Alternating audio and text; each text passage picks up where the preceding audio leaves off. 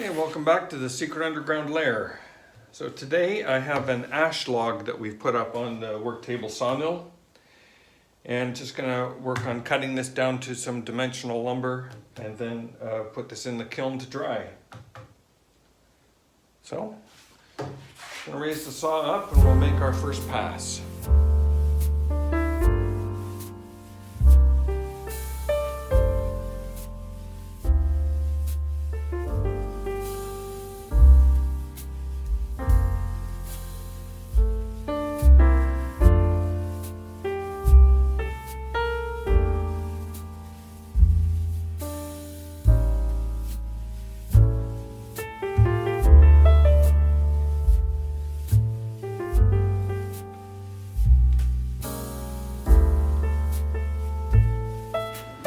There's our first cut made, and you'll notice that just taking a fairly thick piece off this very end, the tree has quite a lift at this end. The other thing to notice is that the pith of the tree is right here. Now there's another one down here. So at some point this tree split into two, this being the main stalk, but yeah, kind of interesting, and that's probably what this business is. In here we probably have a bunch of bark inclusion right in there, but we'll see what happens as we get closer to that. That's the first cut, so now we can go back and start taking off a little more dimensional slabs. So we'll come down 5/4 and take a couple slices at that. So here's our first slab off this ash log, and that's looking pretty good. I like that. I'm thinking to probably take one more 5/4 slice off here. That will give me a nice wide piece, and then perhaps flip the log up on its side and take some more pieces off that way, but I'm not sure. But we'll get one more 5/4 piece off here, and then we'll have another look, make another assessment. I'm set up now for our next cut. I used the moisture meter just to check the content of this log. It is off the scale in that it is beyond 35% moisture content. So this is a very wet log. Well, fortunately, we have a kiln to help us with that. So let me get this cut underway.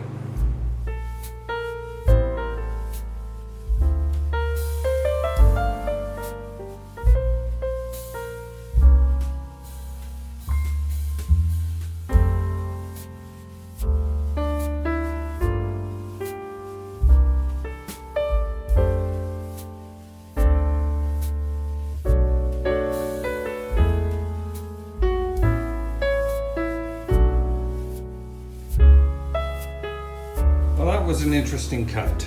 So we were doing just fine all the way along here, and then about here we started to get a little bit of blade drift, and at this point I backed the saw out a bit, slowed the travel down substantially, and then kind of came through and finished the cut and went even a little bit slower on the last part of the log here. Another interesting observation is take a look at the sawdust. It's quite light here, and a little salt and pepper, and then we're getting all pepper. So, and that coincides pretty much with the coloring of this log. So you can see here we get some of this discoloration from that beetle, the ash boring beetle, and that corresponds almost immediately with coloration of the sawdust here. So interesting log, very wet, and I think that's contributing substantially to the difficulty that I'm having here.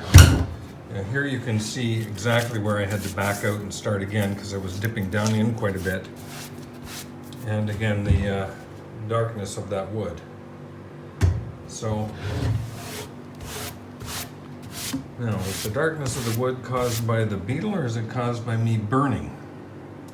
That's the question. However, having gone that far, what I'm going to do now is sharpen the blade, and then I think I'm going to flip it up on its edge and start cutting some smaller pieces But we'll take another look at that in a minute. So, just before sharpening the blade, I noticed that the saw blade is actually really dirty, and I'm not sure if you can see. This is where I've cleaned it off here. But here, there's just all kinds of buildup on the blade that I'm certain is not helping. So I'm taking a wire brush,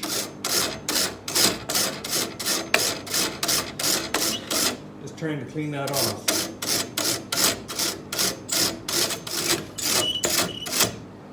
Okay, going all the way around on that one.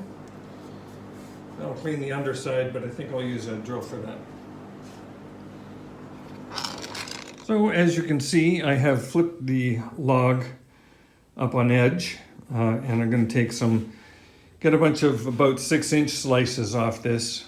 I thought about going a little bit farther, going this way, but the pith of the log kind of runs diagonally down the log this way. So I'm going to be cutting through some pretty crappy stuff, and it's thick and it's wet.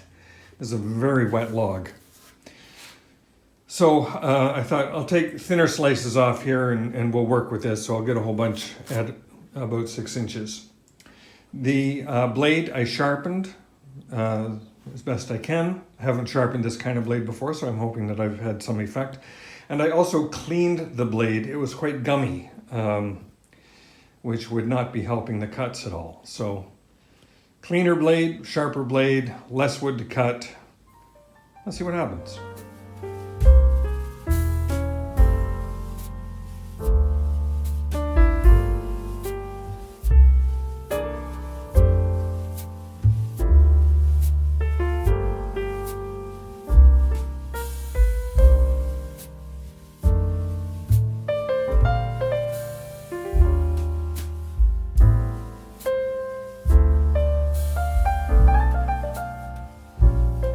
Okay, I am very pleased with that cut. Nice piece on the bottom, although this is probably a throwaway. I might be able to salvage a little bit out of this, but not much. It's got quite a round on it. Up here we have some interesting wood, and our next slice will take 1 inch off this at a time. Yeah, this is nice and lovely. A little bit of spalting through here, or coloration through here, but yeah, it's looking kind of interesting. All right, I'm gonna set up and do another cut. I won't film this one, but I'll get the next cut. Another nice clean cut. Encountered some wood larvae here, so that it is no more. But yeah, this is active wet wood, so I'm not surprised about that. We'll see what happens to anything that's left over when it gets in the kiln. That should kind of clear it all up. Anyway, very interesting marking on this wood. I like it. So we'll just kind of keep making some slices.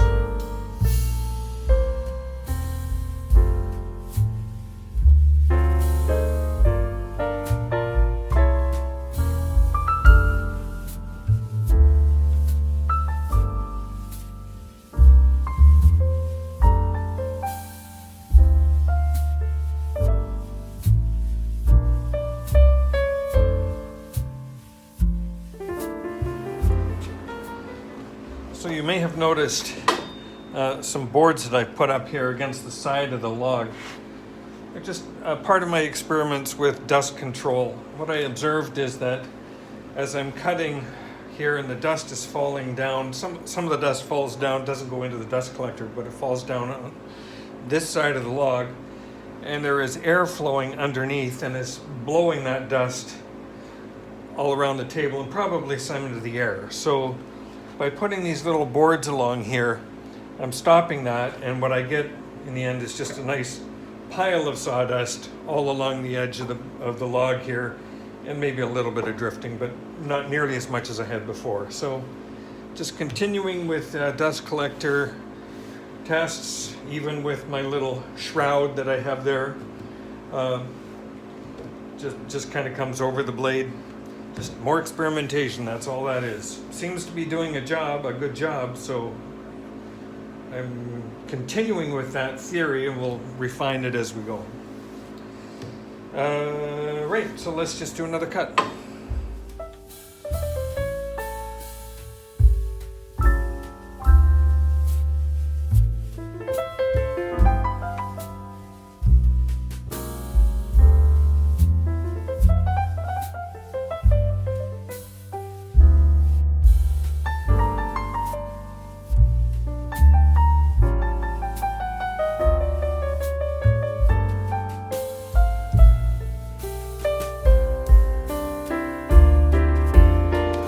have flipped the log again, having gotten 4 nice pieces that are 6 inches wide, kind of 1 by 6 here.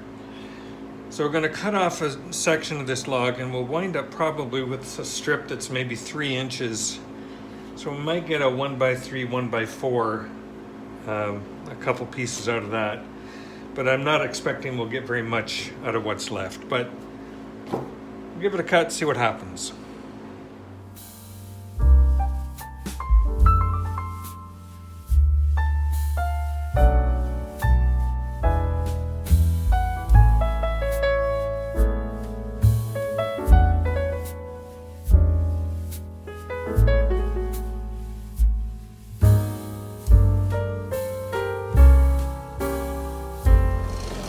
Managed to get a thin strip out of here. We're probably about 3.5 inches at this point.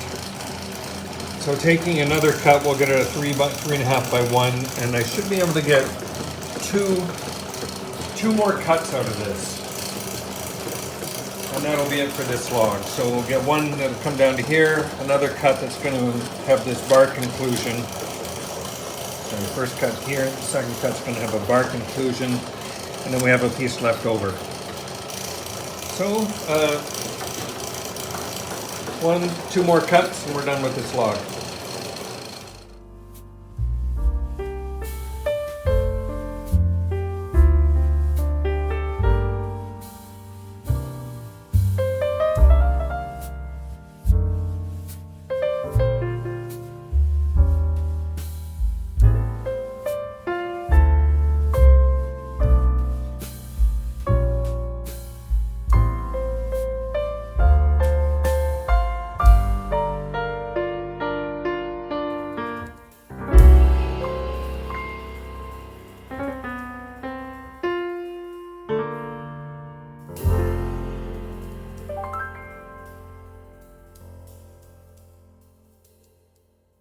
So there is the ash log all milled up. We've got some nice 5/4 here, here, and here. And a whole bunch of 1-inch stock, the rest of the pieces. So what I'll do tomorrow is I'll just trim these guys up on the table saw to get some straight edges on both sides. So a little more dimensional lumber for all of these pieces that we've got here. I'm going to leave these 2 big pieces untouched because I have an opportunity, I think, to make something live edge with that. But yeah, that's some a whole log done in a day. I'm pleased. The saw's working really well. That new blade is phenomenal. So really happy with the result.